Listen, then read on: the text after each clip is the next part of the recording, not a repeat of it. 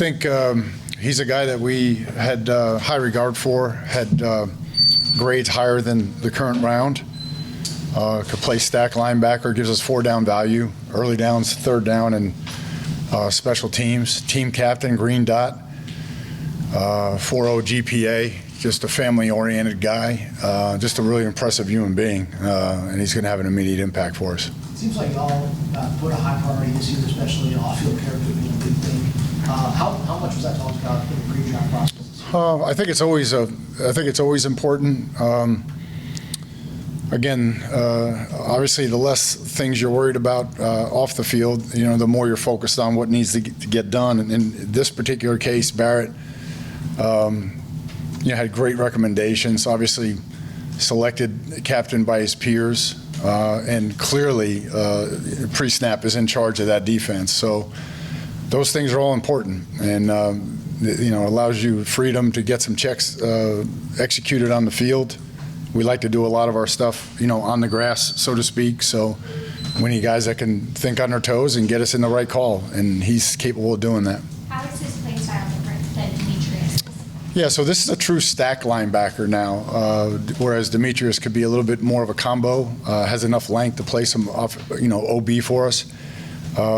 Where I think Barrett is more a stack linebacker, in the box linebacker. But good coverage skills, good in zone, and so just a little bit different in terms of the style of play, but equally as important. In the past, Bengals matched base with 5 defensive linemen, 2 linebackers. Like, are you planning on using 3 linebackers, maybe even 4 linebackers at certain times against bigger personnel? Yeah, again, it just depends how it shakes out. But if we need to. Play with more linebackers, or if it's bigger personnel and we need to play with 4 linebackers on the field, we'll certainly do that. And obviously, if they're intelligent, then that helps because they can learn multitude of positions for us. Does this feel a little bit like 2020 now that you go back, you double dip, you're finding captains, high character guys? Yeah, I just think, these guys, again, that group stayed together for 4 or 5 years and went to a Super Bowl, 2 AFC championship games, and a couple division champions. So I think it's important that you have high character guys that will compete and understand the bigger picture in terms of leadership and on-field command and presence. And I think these guys do it. I just met Demetrius upstairs, and that's how I felt. Everybody felt when he walked in. Just he's a man. He's a mature man, and he's got a wife and child, and this is business for him. And I feel that way about Barrett. I really had a good sense. He's one of the more authentic interviews that I did at the combine, and just really excited about the pick. And for us, again, it was another non-wavering moment in terms of this was the guy we were hoping to get, and it fell our way. Good part of the impact that will be on special teams also. No doubt. All 4 downs, so early downs, third down, and special teams for Barrett, and that's what's attractive. As you start to get to this part of the draft, you're putting roles together, and we didn't feel like we had to compromise any of those roles with Barrett. When you looked at how the Packers played on tape, what would you like to see? What do you want to see better from them as a unit moving into this year? Yeah, I think for me, I haven't had that conversation, Ben, with them yet, and I just think it would be premature for me to say anything publicly, especially we haven't even felt them on the field yet. You know what I mean? So I don't think that's fair. It's a fair question. It's not fair for me to answer it publicly because I haven't sat down with each of them individually. I had a long talk with Logan last week, but in terms of, okay, this is what you did. Here's our evaluation. This is our action plan moving forward. Right now, we're just trying to install our techniques and our concepts and make sure that the guys are off to a good start that way. To kind of maybe pivot off that then, when just generally speaking, when a group of backers is really hungry and really defense and what it does well, in your mind, what does that look like? Okay, so it's a great question. So again, in my mind, I always go back to the picture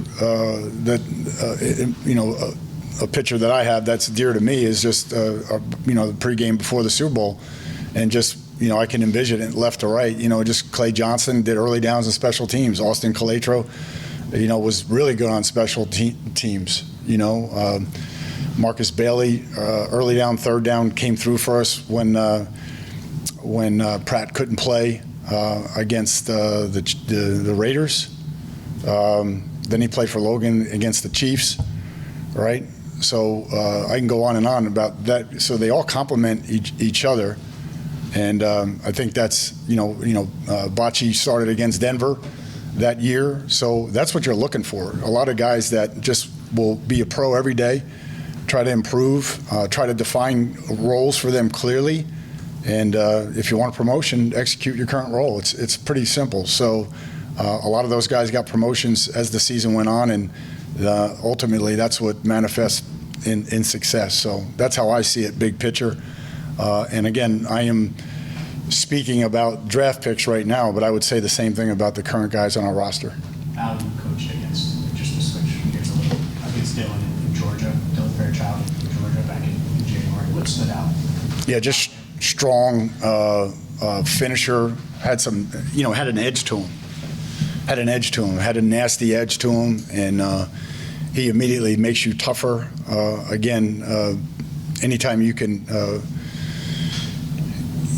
wrestling, my son wrestled for a while, so anytime you can get a wrestler, it's just you and you out on that mat now. That's one of the most brutally grueling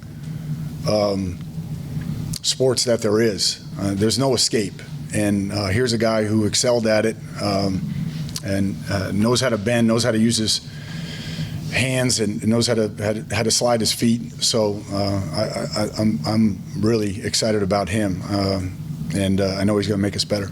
Now, with all three of the guys that you draft now in defense, I would say they're probably three of the better athletes that have been available in this draft. Was that something that, we looked back in the film last year from what the defense did? Did you say, we need more athletes, we need more quickness on the field? Yeah, I just think we want to improve as many areas as we can, and then, so you improve, right? You either require improvement or you develop it. So we are just as eager to develop it with our current group as we are as acquiring it. And so, there'll be some changes in terms of techniques and things like that we've got to make sure we teach correctly and drill down on it. But again, we're trying to improve every position. That's what's going to drive this thing, and that's what we have to do at every position. And sometimes adding guys that are part of the competition drives it as well. You guys have a lot of linebackers on the roster right now, is it just numbers-wise? As you look kind of day 3 here, how'd you balance getting a play you clearly hold in higher regard versus addressing a position where maybe you have fewer numbers? Yeah, I think you're going to take, 8 or 9 into camp. So, we're right around there now, I think. But that's the number. We'll see how it shakes out. But again, when you have, when the crossroads of evaluation and opportunity meet in terms of need meeting opportunity, there was a need and the valuation was high, it's hard to pass up that prospect. Some good players that you've coached the last couple of years have been taken. Some were still available when you run the clock. Was that difficult for you, knowing what they can do and the emotional attachment you have? Yeah, this is for sure, but this is certainly bigger than just my purview. You're talking about, my goodness, the scouts upstairs have been, I met a kid one time at the combine, or went to see him one time, or evaluated him in one day. The scouts upstairs have been doing that for multiple years and watching these trends, and that's why they're so valuable. And we have position coaches, so there's so much that goes into it. Can't sample our Shamar and Miles Murphy, maybe potentially. Sure, and anybody could. Again, whatever is going to make sure that we can affect the quarterback and make as many plays as we can possible. Either hits, hurries, ball disruption, or sacks itself. So whatever creates more disruption, and whatever that combination is. And again, to go where you want to go in this journey, man, you got to do it for 21 games, and so we need horizontal, vertical and horizontal depth to do that. And what I mean by that is some of those guys have to learn to go inside. Some of the linebackers have to learn to play on the edge and so on. So just getting back to the Carter interview at the Combine, you said it was the most attempt. Yeah. What was it particularly about that interview? Just his priorities. First of all, it wasn't canned. It wasn't practice. I thought it was really the word that I wrote down on my notes was authentic. Just the relationship that he had with his pastor, back home, and 4.0 GPA, team captain. We have a sign down here in our weight room, FAT, P-H-A-T, and he's that. So he's a guy that, is a culture creator, and he'll improve ours. When you talked with Shamar yesterday when he was in the building, what was that like to get him here and chat with him a bit? Really good. So he was here this morning too. So again, talking ball, just inquisitive, and just really looking forward to getting them back whenever the rookie minicamp starts. And but those guys are leaving with iPads. I mean, there's a premium right now in terms of, all right, let's get jump started. Let's make sure that everybody has a really good springboard on the first day we go out there. Have the first 4 rounds gone how you thought? I mean, did you expect to be 3 of the 4 picks to be on your side of the ball? No, you never know. You never know how it's going to work out. But I think in certainly the last 2 cases, obviously Shamar was graded really high by a ton of people. But in the last 2 cases, we felt like we got a really high value. And I'm sure we'll continue to do that, whether it's offense, defense. These next couple rounds, there's going to be guys that in round 5 that have fourth round grades, and I mean multiples, cross checks, scout to scout, coordinator to position coach, and that's the matrix we just did upstairs with Barrett, and we had a bunch of grades that were not where he was taken. They were better, so that's what created it. On paper, Al, how much different, better, improved, whatever word you want to use, are you now than you were coming into the draft, both on the defensive line and the linebacker? Yeah, I just felt like I feel like we're too deep at linebacker now in terms of if we're playing 4-2. We still need some help in terms of if we're playing base with 4-3 structure. So I just feel like we have 6, 7 linebackers. I think we have more ends now. So I think we've fortified a bunch of positions, and it just gives me a sense of, okay, now we can plot the course, because we were waiting for are we going to be a big nickel team against 12 personnel, and that are we going to be a base team? So now at least we know now we have the components to go ahead and invest in a base package if we wanted to. Hey, good afternoon, guys. Talk to the selection of Jalen here in a second. I just wanted to take a brief 30 seconds here to kind of explain this shirt. You guys have probably seen this across the league today as you've been watching the coverage. So this shirt's in loving memory of Coral Turpinning. You guys probably don't know that name. So Coral was the wife of Matt Turpinning. Matt's a longtime staple in the Indianapolis Scouts personnel department. I know Matt personally. I knew Coral personally, and she tragically passed away last week at the age of 45, leaving behind 2 daughters, Matt, and so we're kind of just rallying as a league to show support for Matt. It's a terrible thing. She was a really good person, and so that's just what this is. And so it's a nice opportunity for us to show our support for Matt, his family, and we'll be thinking about them moving forward. So with that, I'll take any of your questions with regard to our selection of Jalen Rivers. Obviously, you brought him in for a third visit. What did you like and what did you like about him during the process? Yeah, Jalen, man, really impressive guy. Very smart, physically gifted, versatile.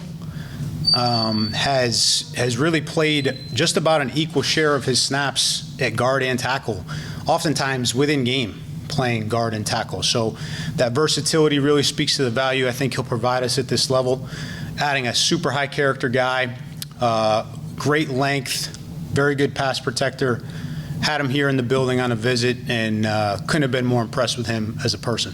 How important is that versatility now when you're double dipping at line? Like you have Dylan at left, Sure. and then finding someone that can do a little bit. I think versatility is always key there, and I think, to your point, we've just added talent to that room. We've gotten better. We feel really good about that, and it is key that as you're adding guys who you expect to compete, potentially serve as depth pieces, at least initially, that they have that versatility. And so Jalen has that, and it'll prove valuable for us. Will he get his first practice reps or whatever at guard or tackle?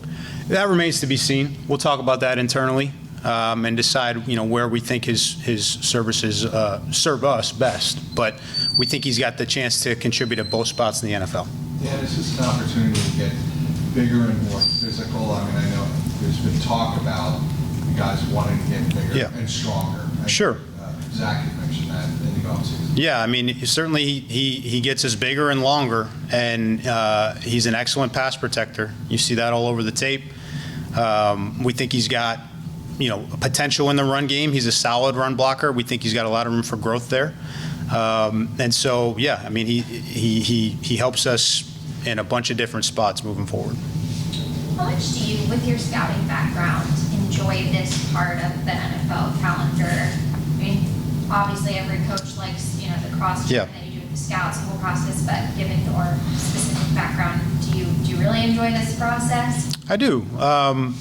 It's a really welcome departure from kind of the routine of the season. So you go through the marathon of the NFL season, and I love that. We all, that's why I coach and I don't scout, right? I mean, I appreciate both sides of it. I love preparing for games and designing a game plan and teaching and all those things that go with the season. But it is a welcome departure from that. And the fact that I got, I came into the league doing that in Indianapolis, under Matt. That part of it is something I definitely do enjoy. You get to this stage and I'm ready for it to be over and I'm ready to get back to coaching. Why the 30 visit? Did you not get a chance to meet with them at the Senior Bowl or wherever? Our scouts met with them at the Senior Bowl. We didn't attend as coaches, and then we met with him in Indianapolis at the Combine. I think Mike McCarthy, met with him unofficially, and then had a chance to bring him in here. So a lot of different touch points. Very impressive guy, and so it wasn't like we brought him in because we had to check on his character. I mean, he passes that with flying colors. You're not going to find anybody says a bad word about the guy, and we experienced that firsthand here. Having another guy who can play tackle, does that help Cody Ford kind of focus on guard? Sure. I mean, again, yeah, I think that versatility will factor for us, and we'll get into the spring and we'll start to kind of see where the pieces fit and how it all works out. But it's only a positive, and how that relates to any specific individual, that remains to be seen. There were some scouting reports that he could play all 5 positions. Is he too big to play center?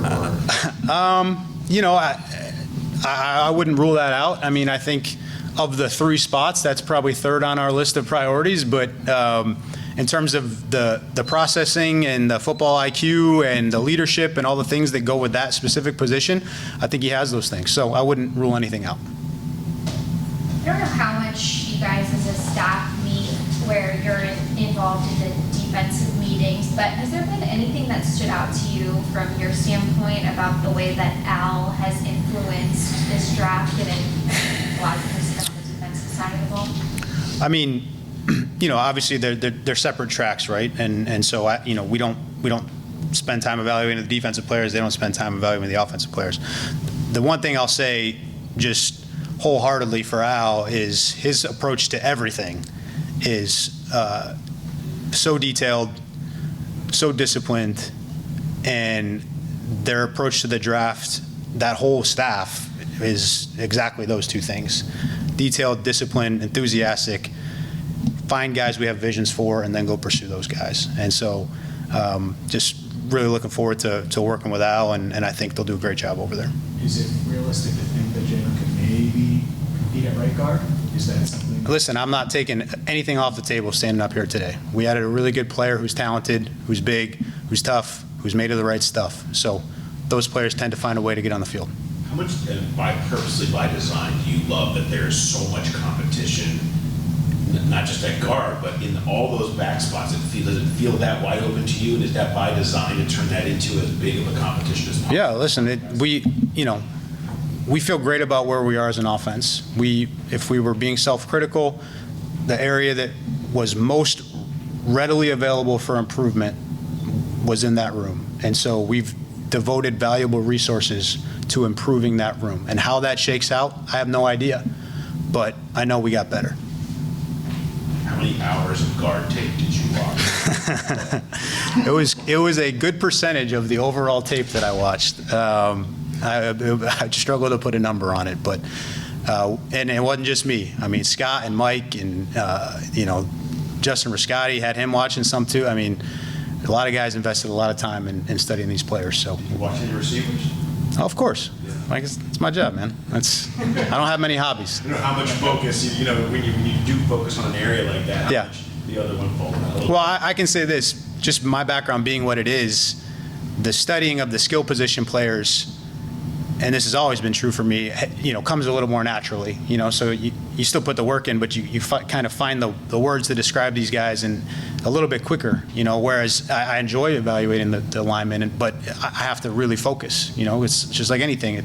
I didn't grow up playing that position. It's the furthest thing from what I played and how I learned the game, but I do enjoy doing it, and I spend a lot of time on it, yeah.